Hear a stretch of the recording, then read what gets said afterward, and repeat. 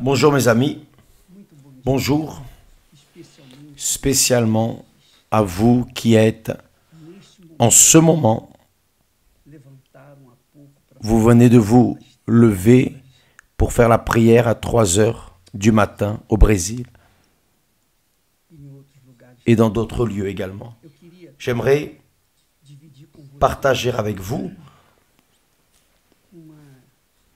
une expérience triste, une triste expérience que nous sommes en train de vivre à cause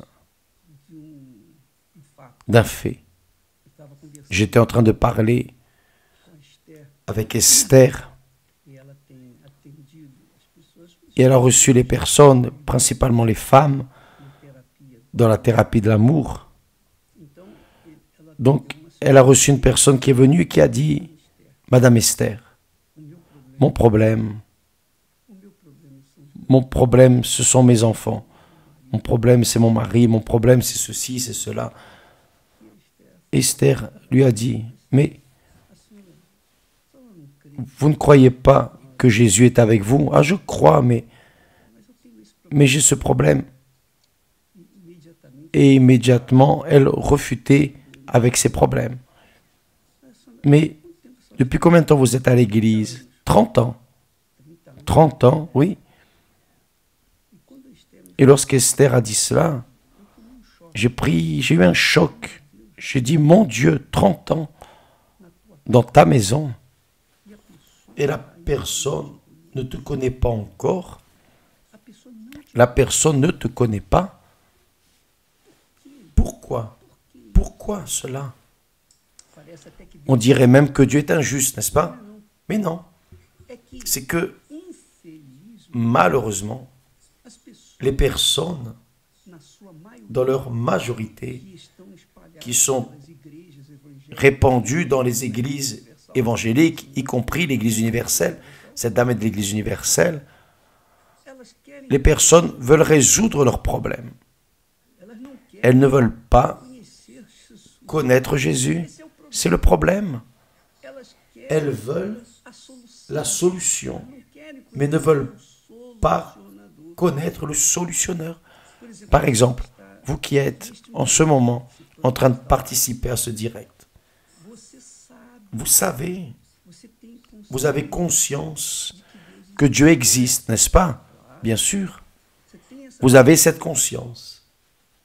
Donc, si vous avez cette conscience, sur cette conscience, c'est sur cette conscience que vous devez appuyer votre foi. Non, mon Dieu existe. Si mes problèmes n'ont pas encore été solutionnés, si je dois encore résoudre quelques situations, ce n'est pas grave, mais je sais que mon Dieu existe. Il voit. Il est en train de voir ma situation. Donc, vous devez comprendre que vos problèmes soient ou non résolus, Dieu est avec vous. Il est avec vous. Et s'il est avec moi, avec vous, il est évident que, quel que soit le problème, il est insignifiant. Mais les personnes ne veulent pas, elles ne veulent pas Dieu, elles veulent les magies, elles veulent les solutions, elles veulent résoudre leurs problèmes. Mais si elles vont résoudre leurs problèmes aujourd'hui, demain il y aura d'autres problèmes, n'est-ce pas? Et si demain elles résolvent leurs problèmes, après-demain il y aura plus de problèmes. Et ainsi nous vivons de problème en problème, parce que nous vivons dans un monde de problèmes, un monde de mensonges. Nous vivons dans le monde de mensonges. Et parce que nous vivons dans le monde du mensonge, nous souffrons les conséquences des mensonges, des illusions que ce monde prêche. C'est pour cela que Jésus a dit, vous connaîtrez la vérité, et la vérité vous affranchira. Donc, avant de résoudre vos problèmes personnels, connaissez Jésus. Si vous connaissez Jésus, vous allez connaître aussi la solution de vos problèmes. C'est glorieux. Je suis resté fâché avec le cas de cette dame et je pensais combien ne sont pas les personnes qui sont ainsi en train de pousser leurs problèmes et elles ne résolvent ni les problèmes et ne connaissent pas Jésus. Mon Dieu, qu'est-ce que je fais? Que dois-je faire? Que dois-je dire, enseigner, orienter, prier pour que ces personnes viennent à se réveiller? Voyez, faites attention en cet instant. Ici, le texte sacré dit, ainsi dit l'Éternel, ainsi dit le grand et sublime, qui habite dans l'éternité et dont le nom est saint, dans le haut et saint lieu, j'habite aussi avec le contrit et abattu d'esprit. C'est-à-dire, Dieu habite dans le lieu très haut. Rien n'est au-dessus de lui. Mais il vit aussi avec les personnes qui sont au fond du puits. Au fond du puits, au fond du puits. Il habite là avec ces personnes. Pourquoi? Pour leur donner vie aux esprits, à l'esprit des abattus. Pour donner vie à l'âme des contrits. C'est-à-dire, vous êtes en train de souffrir en ce moment, là où que vous soyez. Dieu est avec vous, mes amis. Et là, le problème vient. Mais évêque, je ne vois pas Dieu. Je ne sens pas Dieu. Je ne touche pas Dieu. Moi non plus. Vous pensez que je vois Dieu? Vous pensez que je sens Dieu? Vous pensez que je touche Dieu? Non, non. Si je veux recevoir les bénéfices, ces bénéfices, si je veux être exaucé par lui, que dois-je faire? Je dois mépriser ce que mes yeux voient et ce que mon cœur sent. Je dois mépriser les choses physiques, matérielles. Et je dois me focaliser ma pensée sur ce qui est écrit. Le Dieu dit, j'habite dans le lieu très haut, mais j'habite aussi avec celui qui est contrit, abattu d'esprit. C'est-à-dire, il habite avec les contrits et les abattus d'esprit. C'est-à-dire, il habite là avec vous qui êtes abattus. Il est là avec vous. Peu importe si vous sentez ou non, si vous voyez ou touchez ou non, peu importe cela. Ce qui compte, c'est ce qui est écrit. Jésus a affronté le diable avec le c'est écrit, juste avec la parole. Juste avec la parole. Jésus a utilisé la parole et il était rempli du Saint-Esprit, Mais il a utilisé sa parole. La parole de ce qui est écrit. Ce qui est écrit est déterminé et décrété. Personne ne peut le changer. Personne. Ce qui est écrit, c'est ce qui arrivera. Et lorsque Dieu parle, les choses arrivent. Donc, je crois dans cette parole. Je crois dans la parole de Dieu. Je crois en elle. Je crois, je me lance en elle. Je prêche cette parole, j'enseigne, je vis cette parole. Et c'est cette parole qui me soutient dans les heures amères, difficiles, des problèmes. Je me dis à moi-même ce que l'apôtre Paul a dit. Je sais en qui je crois. Il n'a pas dit je sens en qui je crois. Je vois en qui je crois. Je touche en qui je crois. Non. Je sais. Savoir, c'est ici. Oh, dans la tête, ce n'est pas dans le cœur, non. Donc, que le Saint-Esprit ouvre votre compréhension maintenant, mes chers amis, qui, par hasard, en ce moment, vous êtes en train de vouloir sentir, toucher, être sensible à sa présence. Non, il est là. Si vous sentez ou pas, peu importe. Ce qui compte, c'est qu'il est là. Il a dit, j'habite en haut, mais j'habite aussi en bas, avec ceux qui sont en bas. J'habite dans le lieu très haut, mais j'habite avec le pauvre, l'affligé, le blessé, l'humilié, l'éhonté, le brisé, l'humble.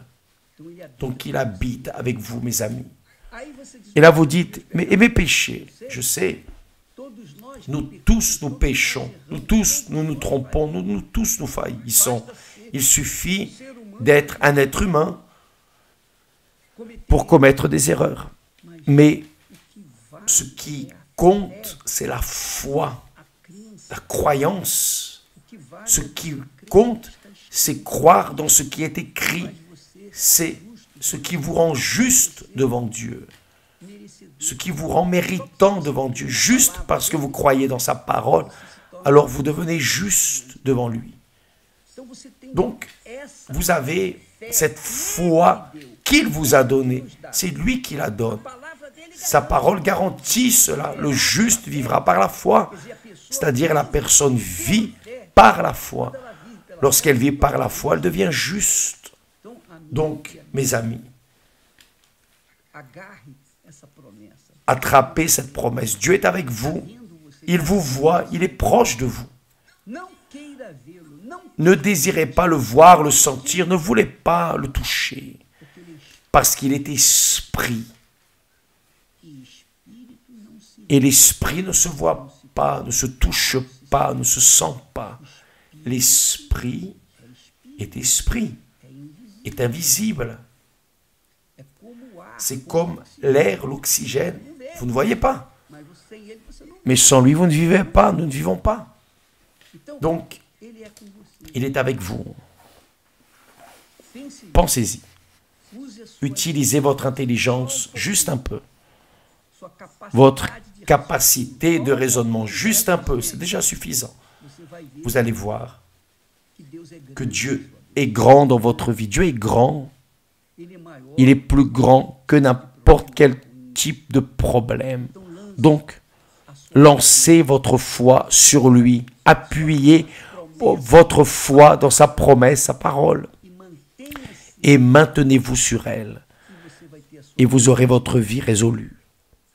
Vous savez pourquoi beaucoup de personnes sont dans les églises et continuent de vivre une vie amère, une vie de tristesse, une vie de miettes. Vous savez pourquoi? Parce qu'elles ne connaissent pas l'Éternel. Elles ne le connaissent pas. Si elles connaissaient Jésus, leur vie serait une autre chose. Mais elles ne le connaissent pas. Elles ont des informations de lui, mais ne le connaissent pas. Donc, au lieu de chercher des solutions, la solution, en première place, premier lieu, cherchez à ce que le Saint-Esprit vienne régner sur le trône de votre cœur. Donnez le trône de votre cœur au Saint-Esprit. Et il va vous faire avoir une vie différente, une vie de qualité.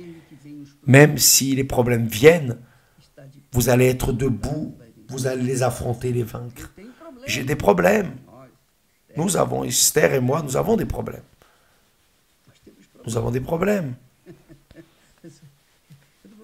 Mais je ne vais pas rester ici à parler de nos problèmes. Parce que ça ne compte pas, ça ne va aider personne. À quoi bon vous parler de mes problèmes? Est-ce que ça va résoudre quelque chose? Rien. Donc,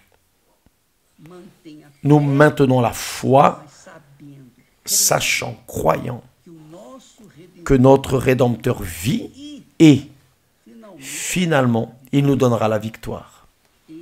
Il va nous donner la victoire. Et lorsque cette victoire arrivera, elle aura un plaisir, elle va amener une joie extraordinaire parce que nous croyons dans sa parole et il est fidèle. Il est fidèle. Même si nous sommes infidèles, il continue d'être fidèle. Donc, mes amis, au lieu de prêter attention aux problèmes, prêtez attention au solutionneur des problèmes. Vous vous rappelez quand Jésus a dit « Cherchez premièrement le royaume de Dieu ». Ce n'est pas « chercher premièrement à résoudre les problèmes et après suivre ». Non, il n'a pas dit cela. Il a dit « Premièrement le royaume et la justice de Dieu ».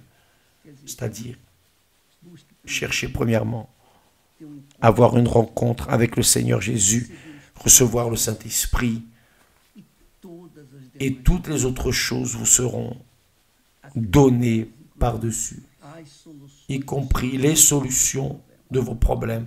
Donc, lorsque vous irez aujourd'hui à l'église, vous allez dans votre église, votre dénomination, vous allez à l'église universelle, ou que vous alliez à la recherche du Très-Haut, n'allez pas en pensant à résoudre vos problèmes. Allez en pensant à le rencontrer. Allez-y en pensant à vous retrouver avec le fiancé. Pensant aujourd'hui, je vais rencontrer mon fiancé, je vais me marier à lui, faire alliance avec lui. Allez dans cet esprit. Et si vous l'avez déjà fait, si vous avez déjà eu votre rencontre avec lui, vous comprenez. Vous y allez avec cet esprit de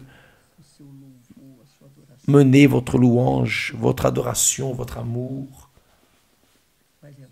Menez votre vie sur l'autel pour l'offrir comme sacrifice vivant, saint et agréable à Dieu. Dieu cherche des personnes qui l'adorent en esprit et en vérité. En esprit et en vérité. Aujourd'hui, Esther et moi, nous allons commencer notre jeûne. Nous allons dédier 1 heure en ne pensant qu'à Dieu. Si vous voulez participer aussi, 1 heure. Nous allons nous isoler, chacun va dans son coin et chacun va rester là 1 heure, méditant, cherchant, priant, louant, adorant, enfin, seul, en offrant notre être spirituel pour notre Dieu, qui est esprit. Faites cela. Résolvez vos problèmes de la manière suivante. Cherchez à connaître le Seigneur Jésus. Lorsque vous le connaîtrez, il vous donnera l'eau de vie éternelle, l'eau qui va vous faire demeurer et prévaloir sur tout le mal, tout le mensonge qui existe dans ce monde. D'accord ? Que Dieu vous bénisse au nom du Seigneur Jésus-Christ. Amen. À demain.